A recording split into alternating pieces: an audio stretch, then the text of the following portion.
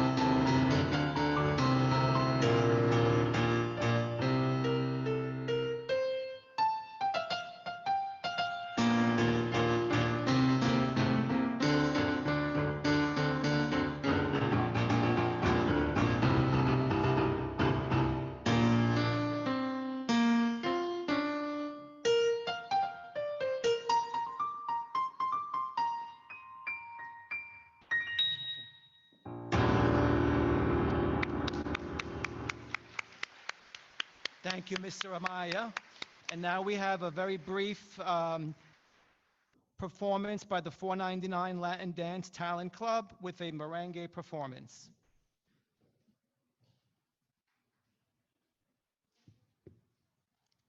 Coming up.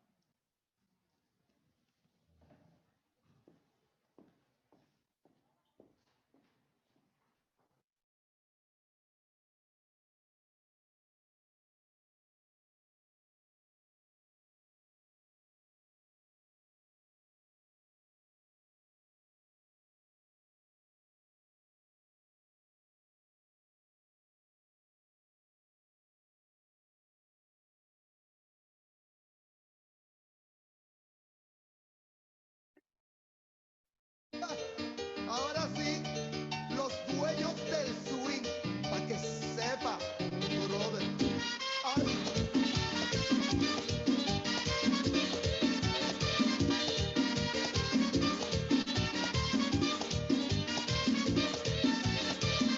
A mí me gusta ver con la sabrosura, con que esa morena mueve la cintura, con que esa morena mueve la cintura. Y a mí me gusta ver su delicadeza, una mano en la cintura y otra en la cabeza. A mí me gusta ver su delicadeza, una mano en la cintura y otra en la cabeza. Cuando llega al baile llama la atención y en el escenario ella se roba el show, baila con su estilo como un figurín. Por eso es que yo digo que esa negra tiene swing.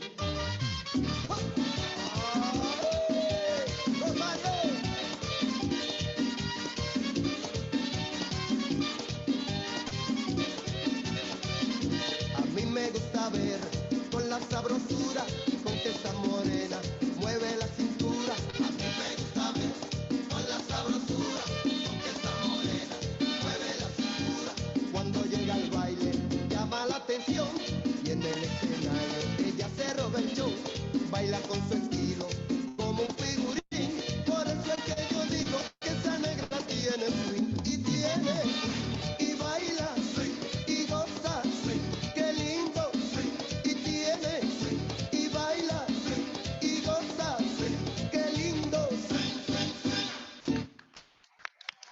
Thank you. Wonderful. Great job, guys. Okay. Thank you. And now finally, as we await our Chancellor, we have one final performance by the 499 cheer team.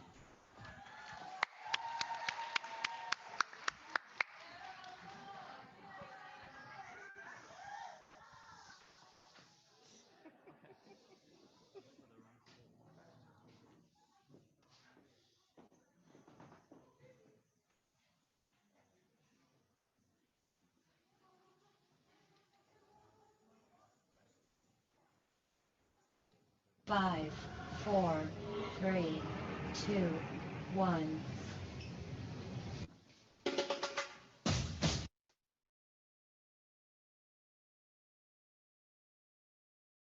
All my ladies, all my ladies, all my ladies, wind to the left, sway to the right, drop it down low and take it back high. No, I don't need introduction. Follow my simple instruction. Wind to the left, sway to the right, drop it down low and take it back high. No, I don't need introduction. Follow my simple instruction.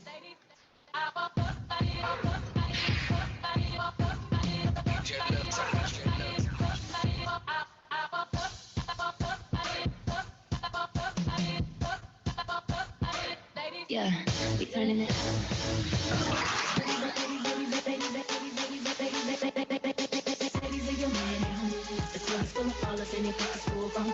And all you fellas leave your women with friends. Cause it's 11:30 and the club is jumping, jumping. Ladies and your man at home. The club is full of ballers and they got the school bump. And all you fellas leave your women with friends. Cause it's 11:30 and the club is jumping, jumping.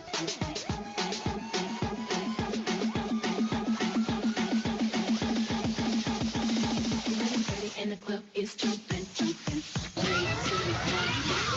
Level up, level up, level up, level up, level up.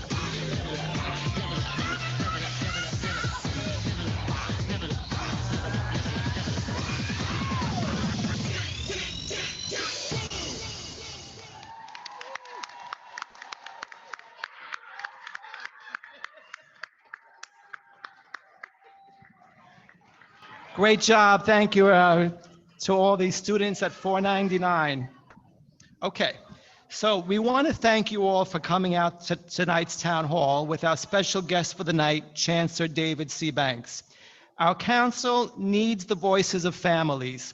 We need your guidance, and that is why we are so excited to host this evening's town hall with the Chancellor. It is your time to be heard.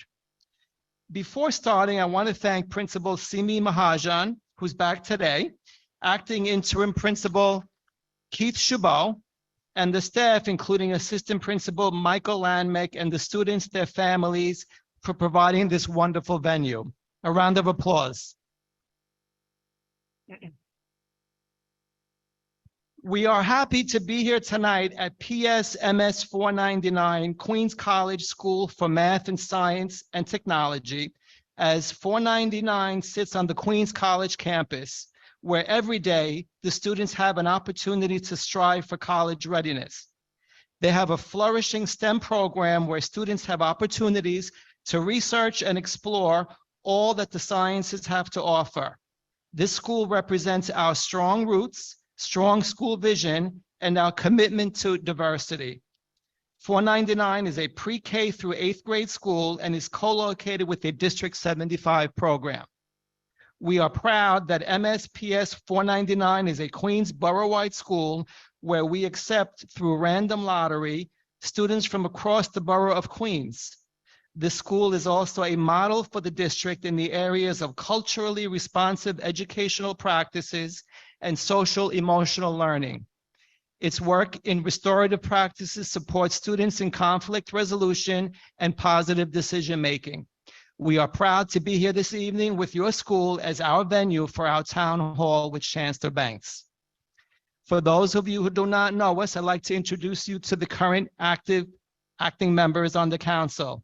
There's myself, Joseph DiBenedetto, Mr. Joseph Chow, Wendy Yu, Sung Young Shirley Lee, Michelle Frederick.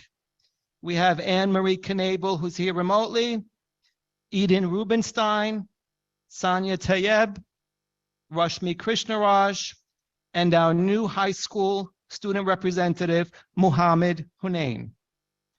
I do want to take a moment to highlight to our Chancellor that this council is so proud to have Mr. Hunain sit here as our high school representative on this council. He represents all that our council stands for in terms of diversity, dedication to leadership, and hard work. Flushing High School has been on this council's priority list for quite a few years. It's the oldest public high school in New York City. It has historical significance, but in the past, Flushing High School has not had the best reputation with the parents in our district. Not many parents care to have their child attend this school, but we have highlighted this school to the community, met with its wonderful principal, and over the past few years have proven to the community that it is a school certain worthy of attendance. We are so proud to have our student representative come from this school. He is an outstanding leader and the president of student council at Flushing High School. Mr. Hunain emigrated to this country just before starting high school. He has proven that he has what it takes to take advantage of the opportunities a public education has to offer, and is by far an outspoken representative for the students in our district. After all, we serve on this council as representatives to see to it that the needs of the students are properly addressed, and we are proud to have him here today as a member of our team. Mr. Hussain, please stand. Thank you for coming. I'd like to take a moment to comment on the upcoming CEC elections campaign. Parent leadership structures across the city are partnering with communities to reimagine the student experience. As the voice for all public school parents, Community Education and Citywide Education Council are key partners in the development of policies. On January 9th, New York City Public Schools will launch the campaign to elect council members for the 2023-2025 term. It is vital that all parents in our school understand the role and importance of the council in our educational system. The best way for parents to familiarize themselves with the work of the council is to attend the meetings and see your representatives in action. Please take the Learn and Run flyers at the welcome desk for more information. And I look forward to your attendance at our next CEC meeting, which, as you know, is typically the first Wednesday of every month, except for this evening. We would like to also welcome our elected officials who are here this evening in support of the parents in our community for this town hall, as this town hall is the opportunity for parents and students to engage with our Chancellor, which only occurs once a year. We would also like to take at this moment to introduce District 25 Superintendent Danielle DeMango to say a few words. But before I pass the microphone to Superintendent DeMango, we would like to express our gratitude to our superintendent for her dedication to this council and to the district as a whole. We are certainly lucky to have who we consider to be one of the best superintendents in the whole city of New York. Our district is strong in academics, not because we just have parents who are committed to see that their child succeeds, but also because we have a superintendent who is hands-on, dedicated to the performance of the schools in her district, who is serious in her endeavors, has an exceptional staff, and works constantly in development and management of her strong roots, strong school vision, her partnership with parent voice and empowerment, and her dedication to diversity, equity, and success for each and every student in our district. At this time, I invite Superintendent DeMango to make a few welcoming remarks. Thank you, Mr. DiBenedetto. It is an honor for me to welcome Chancellor Banks to District 25. Welcome, sir, and Happy New Year. My commitment to this community is grounded in high expectations, and I am honored to also say that Chancellor Banks went to school in District 25 for a short period of time, right around the corner from 499. So we're very excited about that. I also want to welcome all of our deputy chancellors and central support staff. It is an honor to have you here with us tonight. And I would like for my District 25 team to stand. We are also known as Team Awesome. So led by my Deputy Superintendent, Dr. D'Antona. Thank you for being here tonight. And I would also like, thank you guys. I would also like for the community to see our dedicated leadership in District 25. So if you are a leader in District 25, please stand and be recognized tonight. These are principals and assistant principals. So at this time, I want to turn the meeting back over to you, the parents, and to Mr. DiBenedetto, and thank you. Thank you, Superintendent. So we will get through as many questions as we can this evening. And on behalf of CEC 25, we thank you for your attendance and dedication to all students and families. It is now our great pleasure to welcome Chancellor David C. Banks. Thank you so much. Thank you so much, President DiBenedetto. Thank you so much. It's my real pleasure to be here. And one of the things I will tell you right out the gate, I very much appreciate the level of professionalism. They told me that you have a reputation. You start meetings on time. And I could see they were not kidding. I wasn't late. I was in the building. They wouldn't let me up. I was meeting teachers and talking and just engaging with the school community here. And so first and foremost, let me just acknowledge Principal Marjuan. Thank you so much for your great leadership for this. Is she here? Is our principal for the building? Is she still? Yes. You know, you always know when you step into a space and a building and a school that is a good school. There's a spirit that exists in the building, and you feel it from the moment that you walk through the front door, and you see it on the smiles of the faces, not just of the kids, but it's the adults.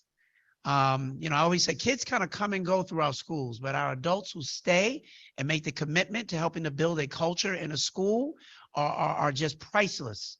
And I just met several of their staff and their teachers downstairs who've been here for years. And they said, this is a very special school. And I asked one, I said, really, tell me what makes it so special? And they did not say the kids. No, which is interesting. And I totally agree. They said, it's the adults. It's the teachers. We work well. We like each other. We support each other. We plan together. We work well together on behalf of kids. But it's when you have that togetherness, and then they went on to say, we are a family here. In any good school, that's what they would say. We are a family. We care deeply about what happens with our kids. We care about this community. Each one of those three teachers said, we went to school in this community. We live in this community. Like, we are this community, and it matters to us. And if we had that at every school in New York City, what a blessing that would be. And so I'm just really, really happy to be here. I very much appreciate the leadership. I appreciate your leadership, sir, and leading this body and everyone who is here this evening. This is one of the best districts in the city, and I think you all know that.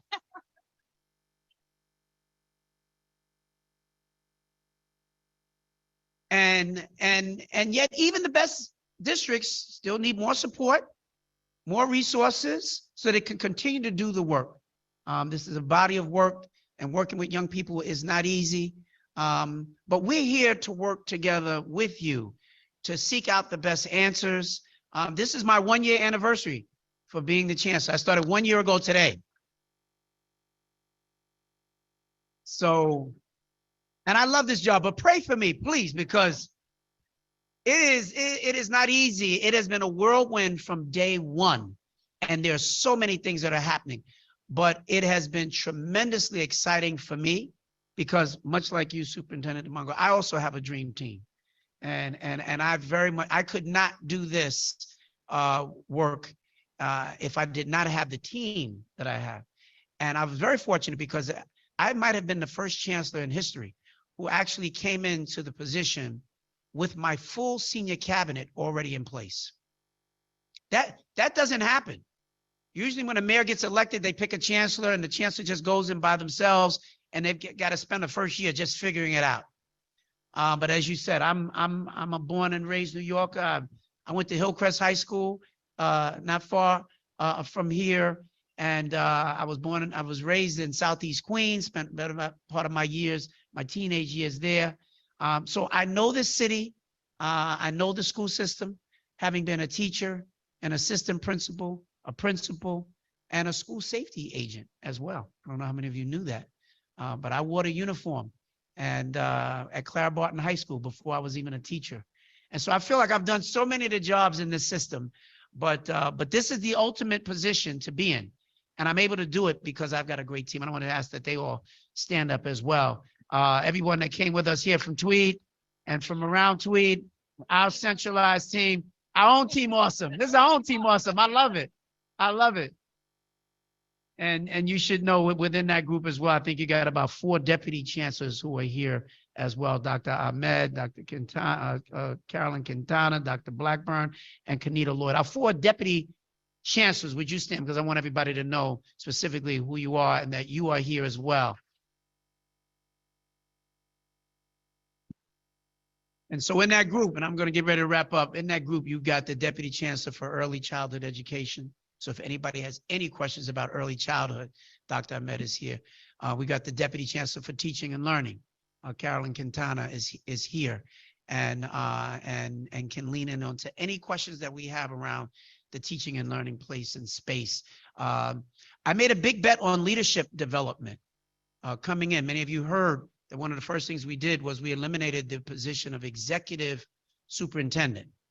And it was not because of any one particular person. I think all the people were wonderful and amazing and smart, committed people.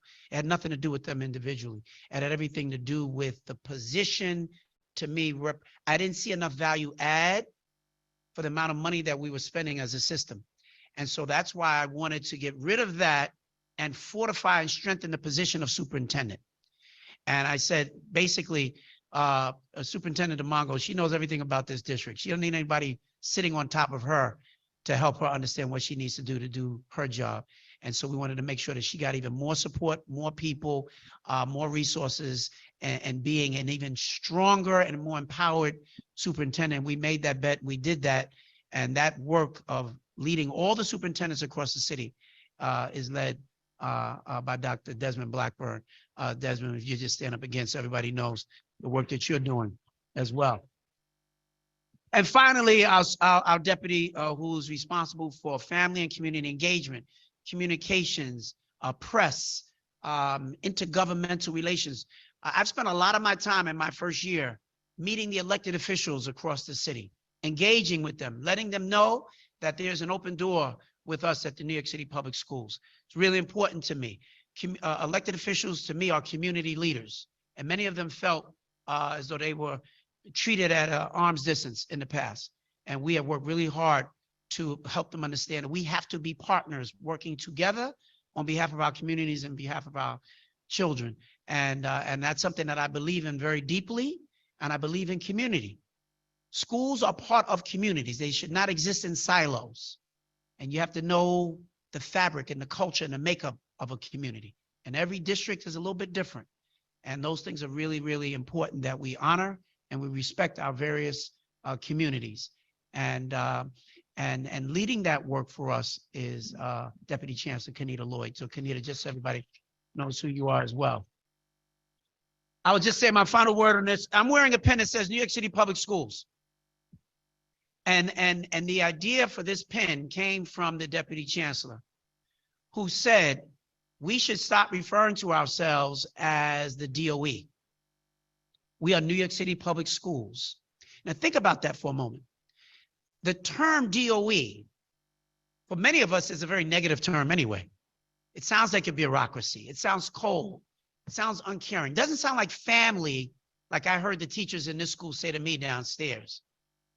And if I take you to any school district around the country, if you go to Atlanta, you know what it's called in Atlanta? Atlanta Public Schools. Go to Denver, Denver Public Schools. Chicago, Chicago Public Schools. We were the only school system in the entire country that did not even have any acknowledgement of kids or schools in our name. We're the department. Department is a bureaucracy. So from here on, we are doing everything we can to refer to ourselves, and we want you all to do the same, as New York City Public Schools. Why? Because language matters. So I want to thank everybody for having us here this evening. I'm ready to just engage with the community. Thank you, Chancellor. Thank you. Banks. Okay, so we're going to jump into the questions, if you don't mind. Sure. Okay, we're going to start with Wendy Yu.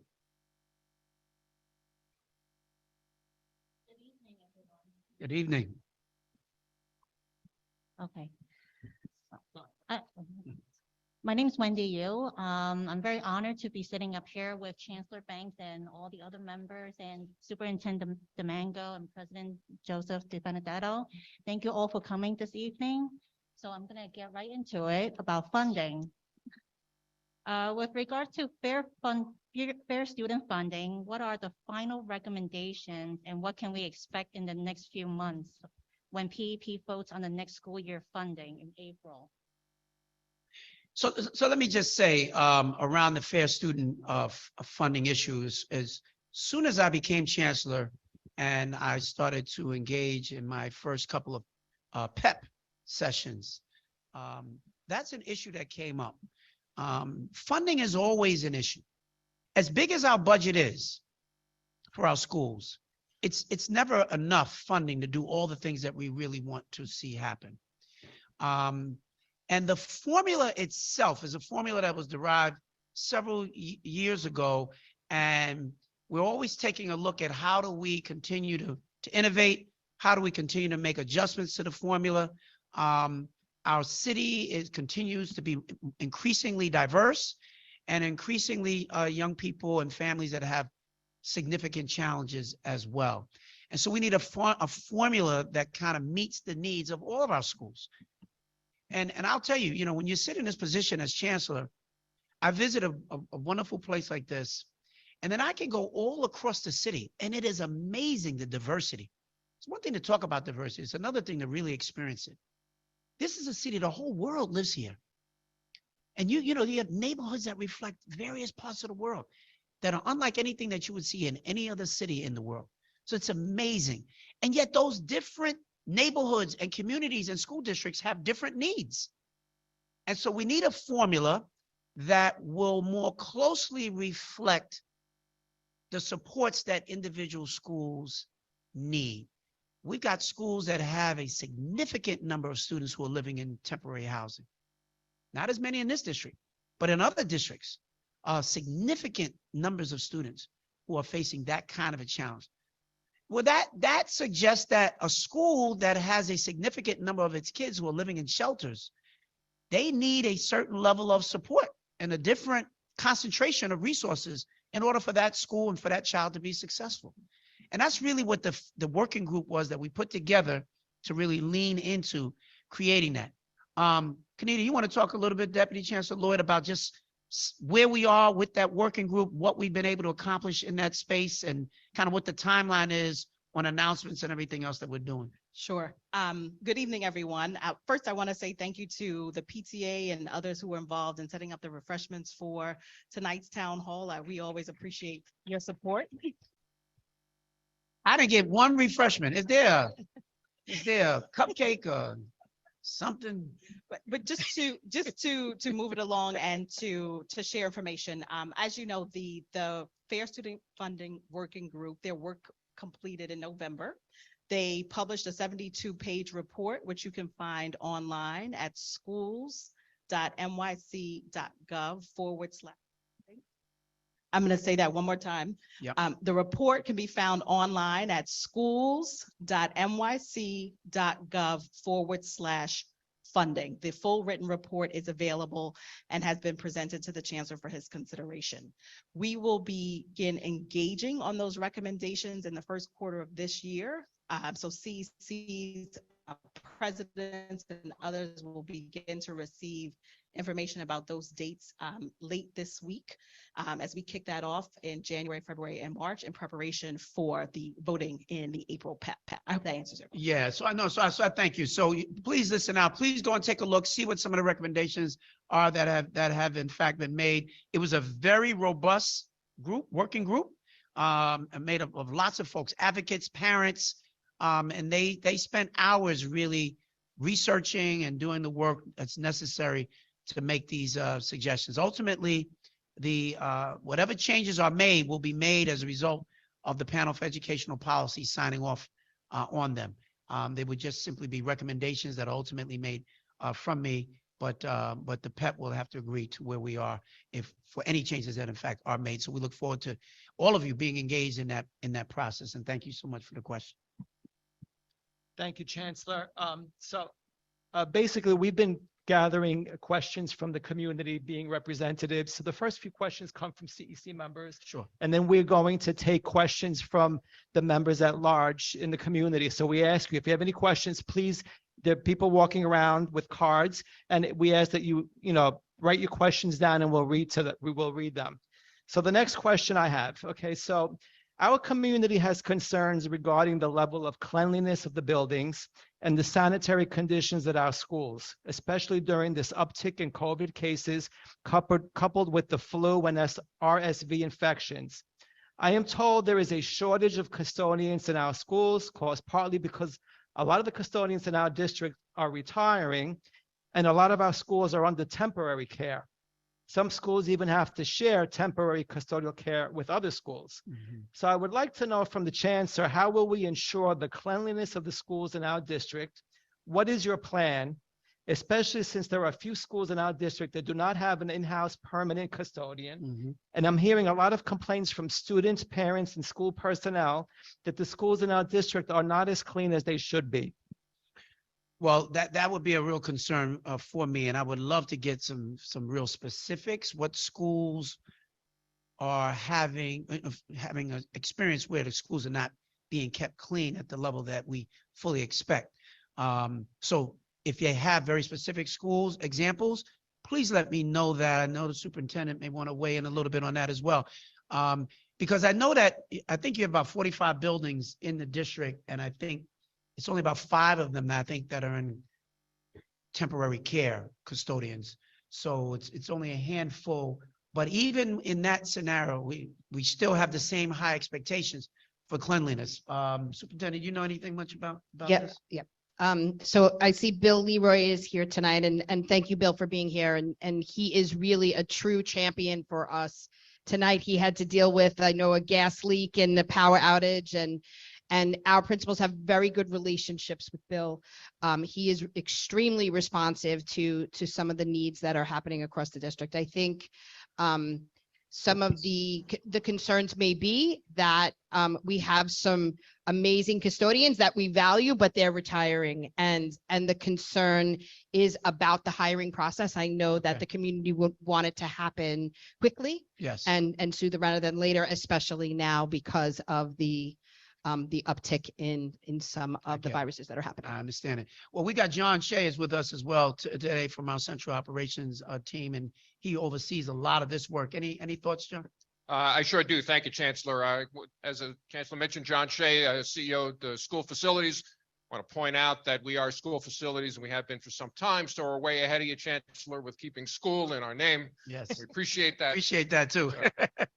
But I also appreciate the comments about Mr. Leroy. We love him too, and he's in charge of all the schools in District 25. So if there are any concerns about cleanliness or maintenance levels or any of that, starts with the building custodian. But if there's something that you're not happy with, please raise it to Bill. And ultimately, you can email me, jshay3@schools.nyc.gov. I take all comments, questions, and we will follow up and get back to anybody who has any of those concerns. Specific about the hiring process, yes, we agree with you. We've when we first moved the custodial system back in 2016 to the new system, we had over 250 empty custodial positions across the city, which was pretty hard to deal with. Right now, that has come down dramatically. We've worked very closely with DCAS over the past year. We have gotten a new list and we filled positions over the past year. We have another call into DCAS for the latest custodials replacements, and we're hoping to get that within the next week or so, actually. So even the 5 that we have here in District 25, we should be able to fill pretty expeditiously after that. We train those folks when they come into the system. We don't put them out into schools until they've gone through our program and make sure that they know what they're doing. And we have, through the central district, supports for those folks once they get into those positions. So I appreciate the comments, appreciate the questions, appreciate the support for what we're doing. And thank you for allowing us to talk about it here tonight. Thank you. And I would just say again, Superintendent Mongo, please be in touch and let us know the specific schools where there are real concerns. Want to make sure we get on that right away. Absolutely. Anything you got, we'll follow up on it. Yep. Much appreciated. I know it's only 5 schools, but you have a tough community here. That's right. That's right. They're going to stand up for what they And believe in. as well they should. Yeah, it's 5 too many in our opinion. So Right. we'll get those filled as soon as we possibly can. And I also want to thank you, Mr. Shea. I know that you visited some of our schools and you've helped solve some problems as well. So thank you. You're welcome. Yes, Thank you. Okay, the next question is coming from Mr. Joseph Chow. Dear Chancellor Banks, Superintendent DeMango, other VIPs, my fellow CEC members, principals, teachers, and parents. I'm honored to be here, and here's my question. The superintendent of this district has done a great job preparing our students for high school, as illustrated by how many graduates were admitted into specialized high schools and screen programs before. Because of the span of grades in Category 1 last year, some students who got into screen programs could not be placed into the program classes due to their lack of academic preparedness. The parents of the high-performing students whose children scored high 4s on state exams would like to know if you would reconsider using the state exam scores as well as those 7th grade scores when calculating the final average, which will be used to make the lottery selection. So I'll touch on that in just a moment. But Dr. Blackburn, you played a big role working with Sarah and admissions. Admissions has been a hot button topic for us from the time I came on board, and so we spent quite a bit of time. We made some admissions decisions in October. But you want to talk a little bit, Dr. Blackburn, about where we are on that? Sure thing, absolutely. Thank you, Chancellor.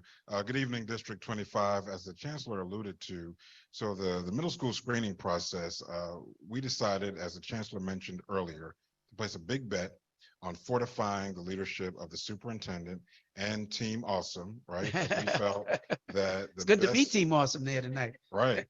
Best person, best people, best suited to meet the needs of local communities live and work in the community in the superintendent's office.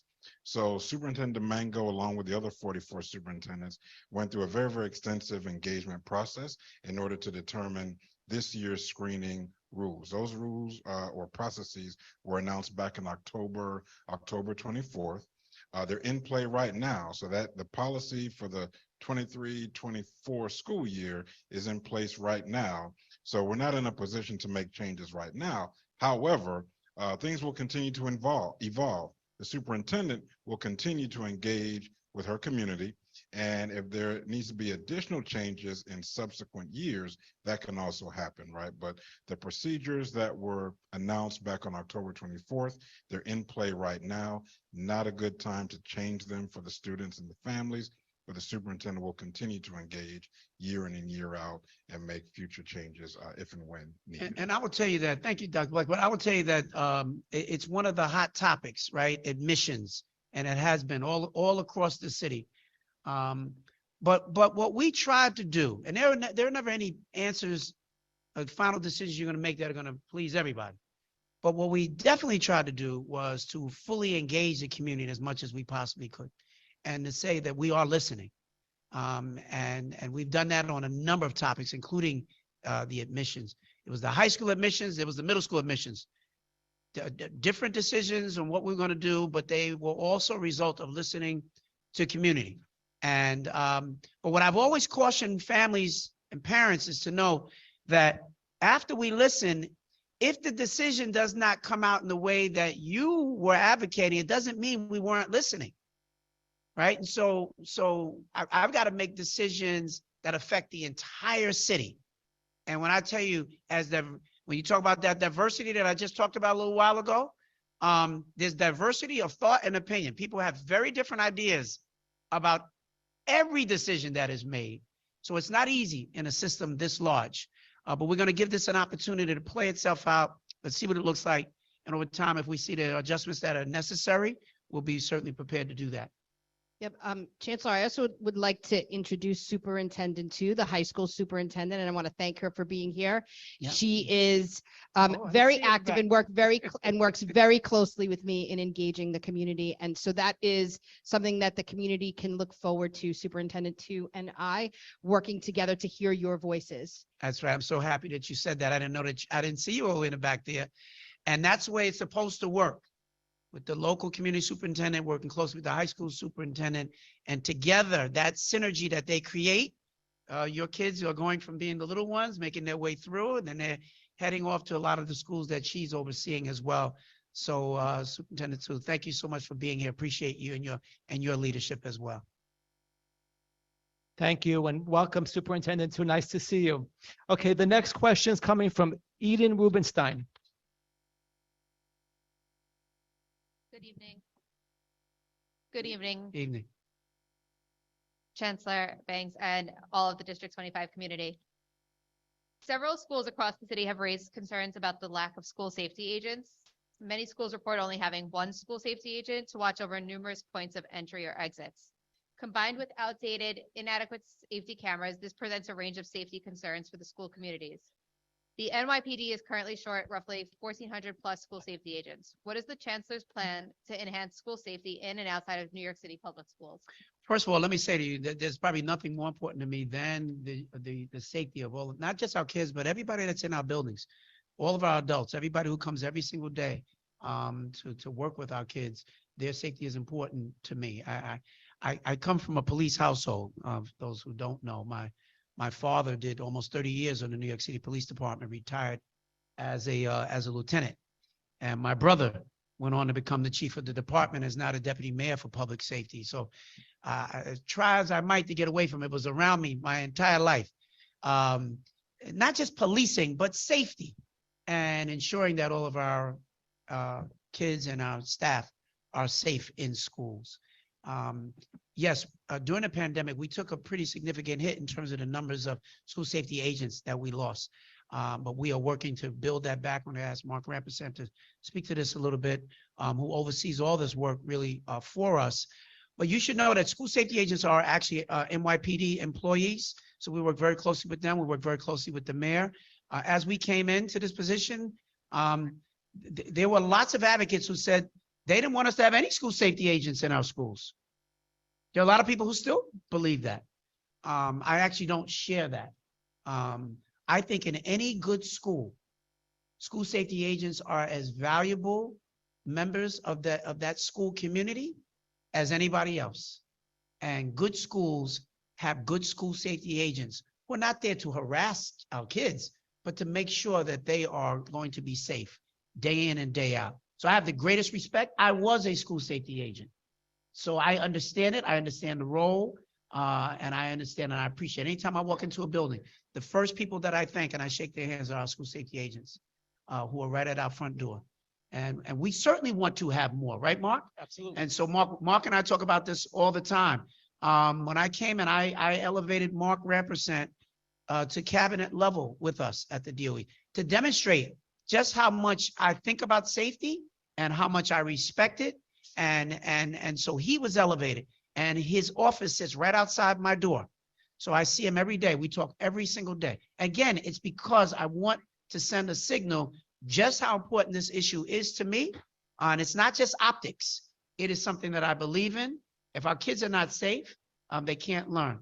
And so we got a number of things that we've been working on And it's not just physical safety, social emotional safety as well. But Mark, why don't you just talk a little bit to the question, please? Absolutely. And so we share the same concern. We stand hand in hand with you as we talk to principals on a daily basis about the great work of our school safety agents. We are also challenged as a city, right? And under this administration, this chancellor advocated to get the classes going of school safety agents. So this past September, 200 school safety agents came out.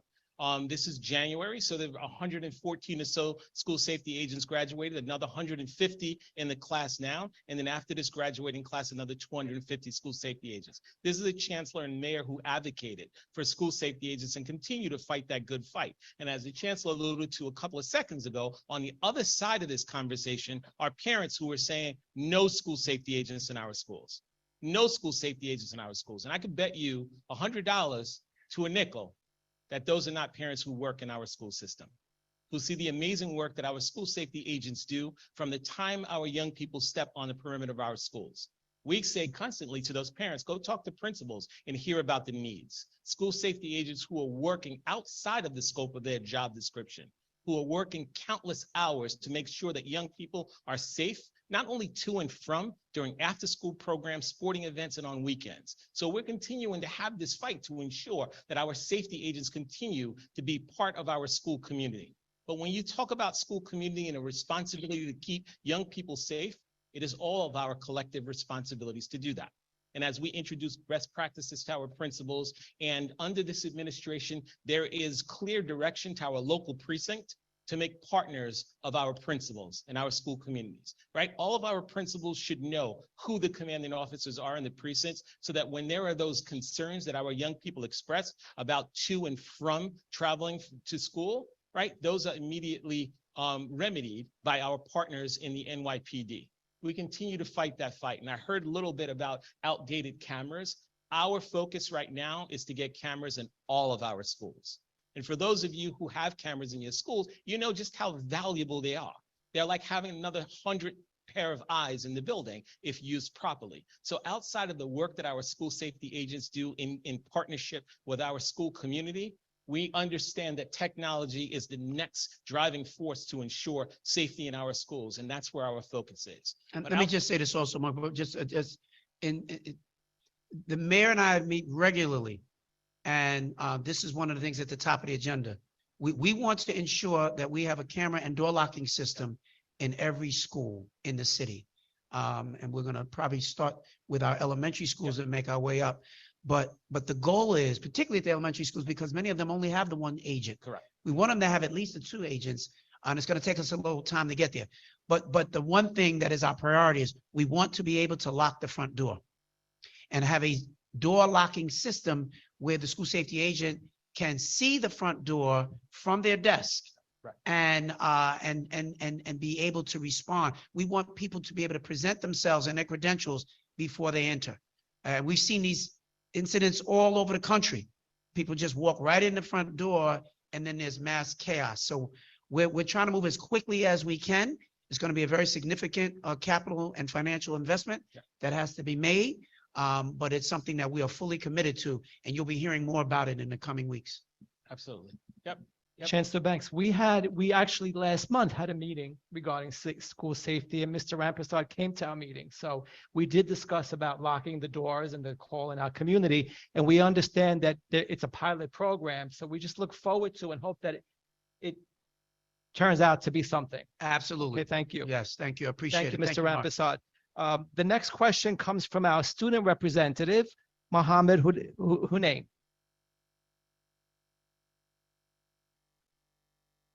Good evening, everyone. Good evening.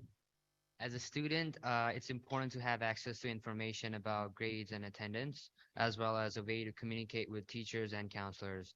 The current platform we have to track our attendance and progress is not very adequate.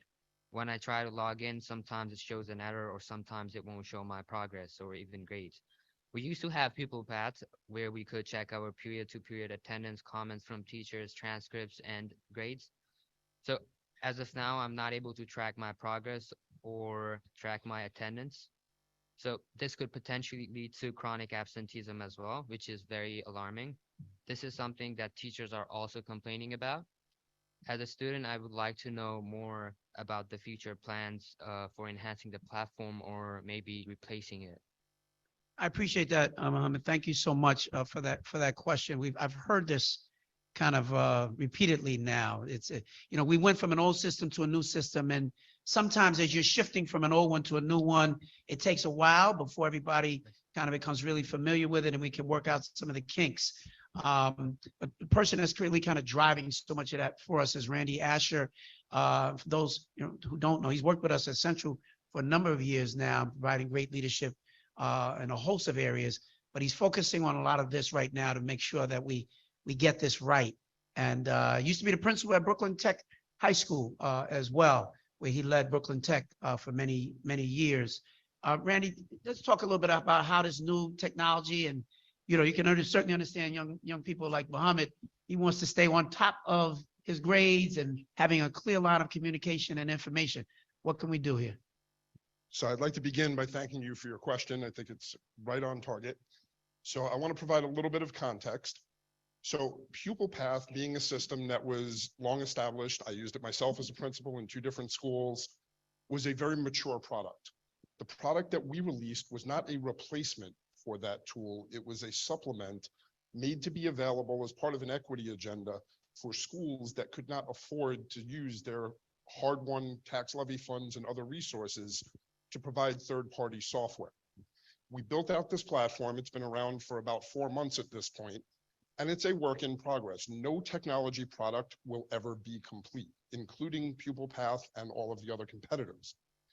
At the Division of Instruction and Information Tech, one of the things we did is expedite the security review for other third-party software that is still available should schools choose to use that.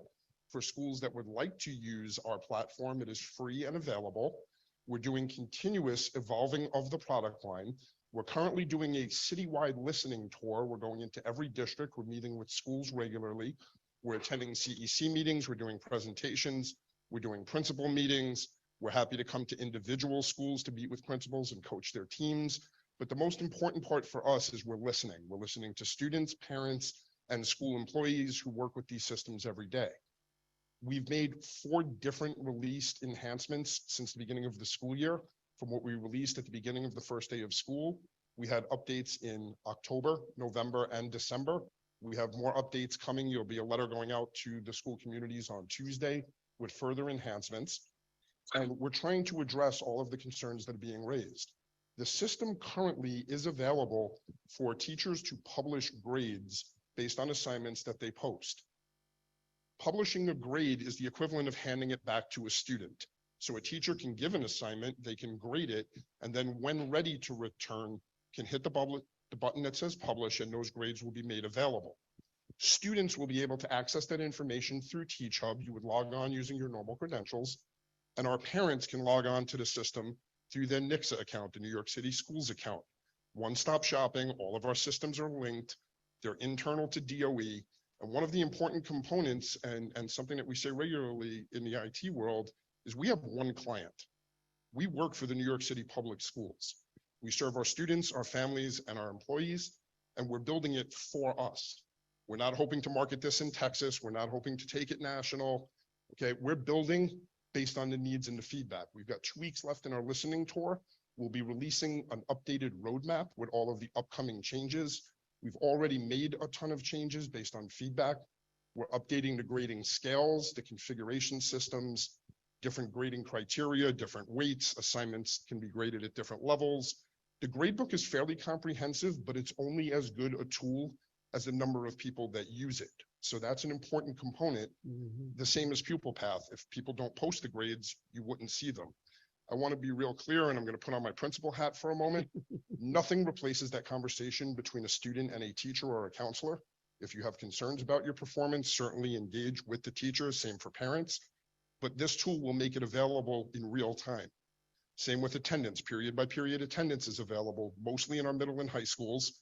Elementary schools don't normally do period attendance, but daily attendance is available on the NICSA site. You can see your child's reporting to school.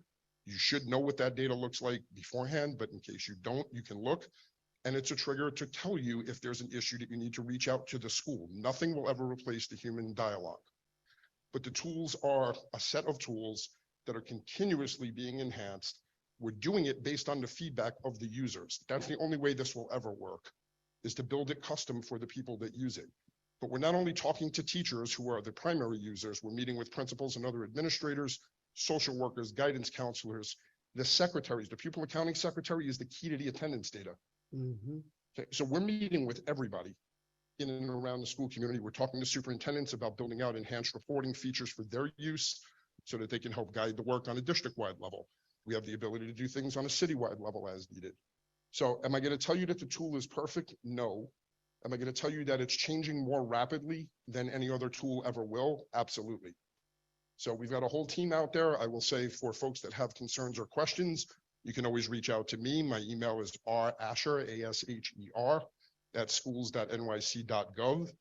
One of the people on my leadership team that oversees all of the work in the borough of Queens is Jason Levy, a longtime former principal and member of our IT community. Jason will come out to the school with the support team and work with you to train people on how to use these tools as effectively as possible. If you have ideas on features you'd like to see that may not currently be on our roadmap, please submit them. We have no problem building it out. This is why we're here.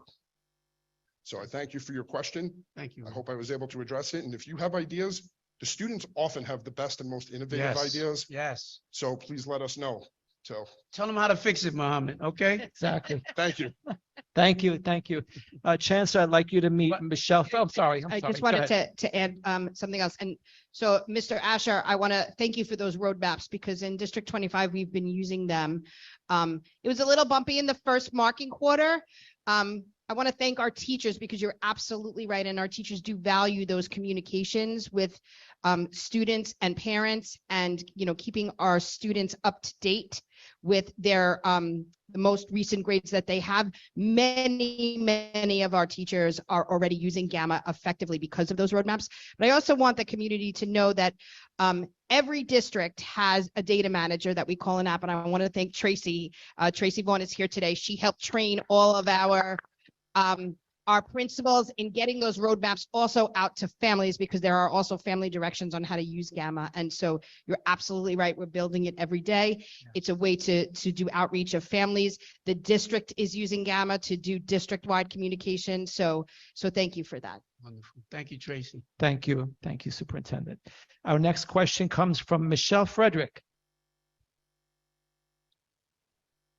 Good evening, Chancellor Banks, Superintendent Domingo, my fellow CEC board members, and the District 25 community.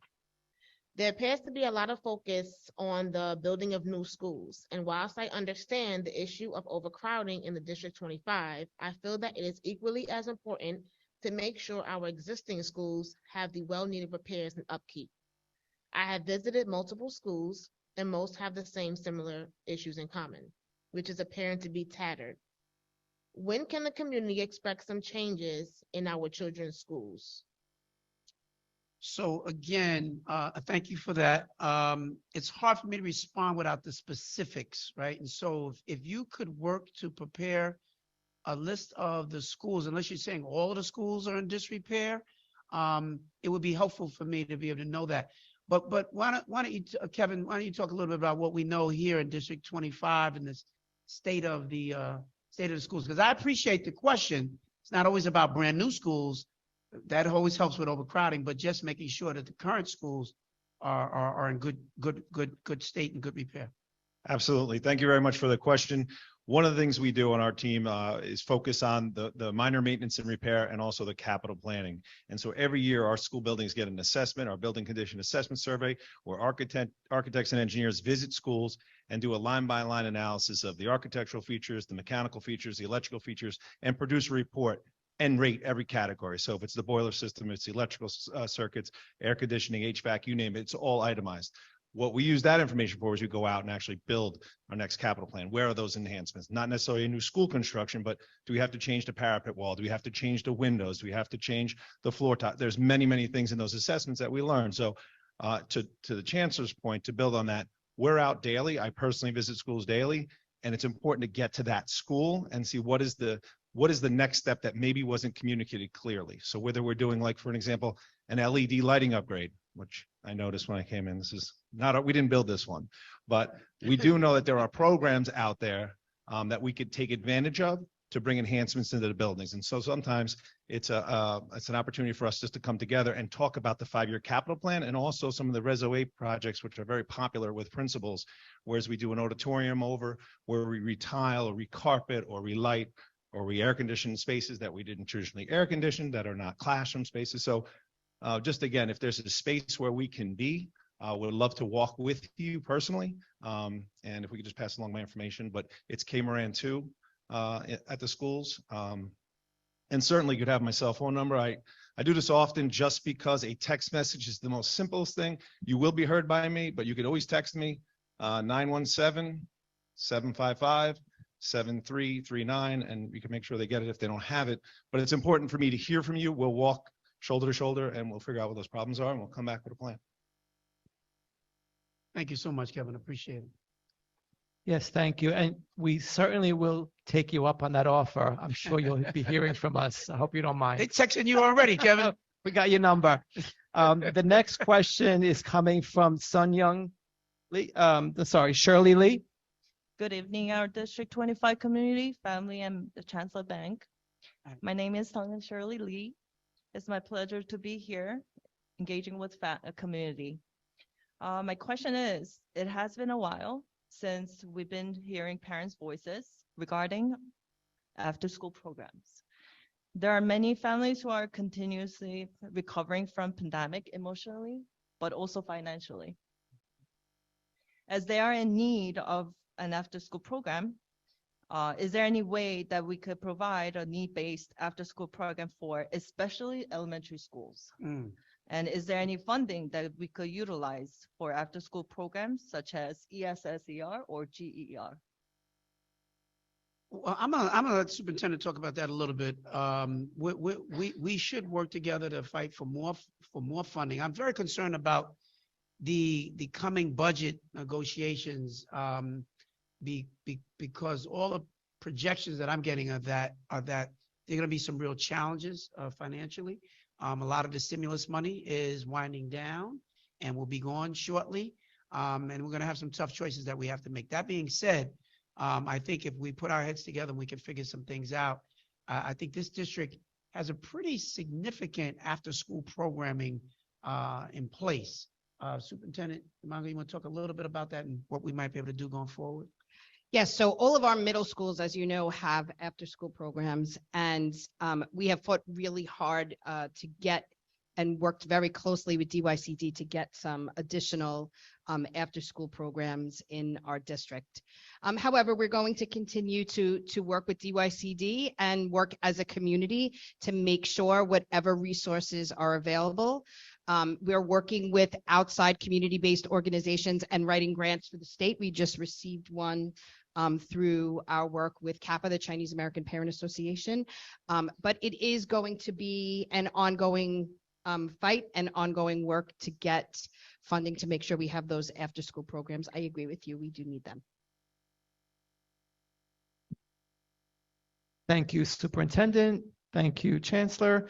Okay, so we're going to now go to some other questions. I'm not sure if we have much time left.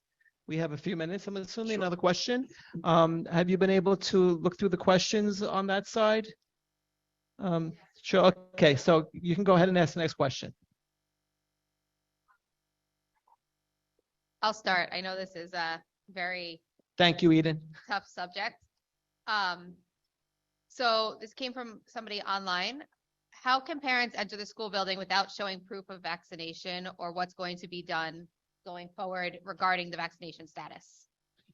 You know, that's interesting. To the degree I think that that we improve our situation as relates to COVID, which we're in a little bit of a tough time now during this uptick during the winter season, which was expected. I fully expect that we're going to be on the other side of that, and this should not be an issue. But I'm guided really by the mayor and the Department of Health, the commissioner there. I don't flat out make the decision on that, even as chancellor. So this is something that is really driven through the mayor's office and they hear from various communities. And I think they have leaned in on the side of being extremely cautious.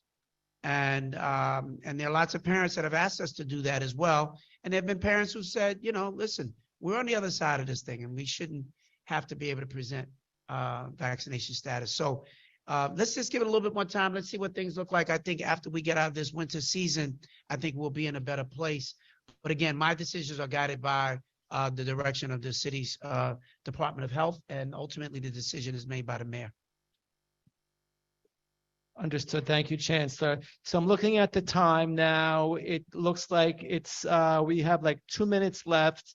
And I want to thank our audience members who are here this evening. And I just want, and Chancellor, correct me if I'm wrong. I'm assuming all the questions that have been presented will be answered in somewhat timely manner. Absolutely. And I'd like for you to have your closing remarks. Thank you. Well, I very much appreciate you. I very much appreciate your leadership. This has been a wonderful experience of being here in District 25.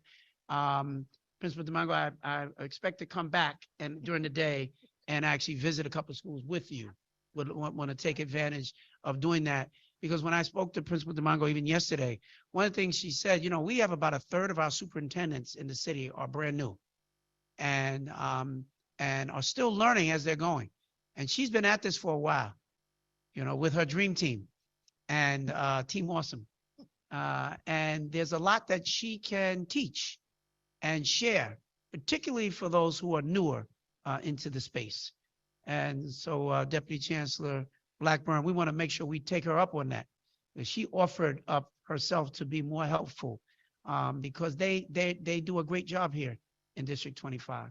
And people move to this community for the schools and the leadership that has been demonstrated here, but also the way in which they work with your leadership and the leadership of this entire body is, to me, an example of the way that we should be working together. There's always going to be some things that we disagree with, but we don't have to be disagreeable. And I just really want to wish everybody a very happy new year. And I think that 2023 really represents hope and great possibility for us. I'm very, very privileged to serve as Chancellor.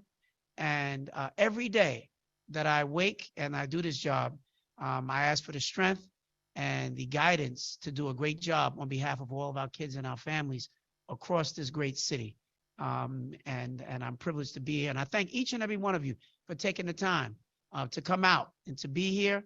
But I thank you even more for just what you're doing every single day, whether it's taking care of your own child or those of you who are at Central with me, who are leaning in every day to help all the kids across the city. And for those of you here from District 25 who give everything that you have to help all the children and their families, I thank you, I salute you, I celebrate you, and I appreciate each and every one of you. Thank you so much for having me. Appreciate you. Congratulations on your anniversary. Thank you. Thank you. Thank you so much.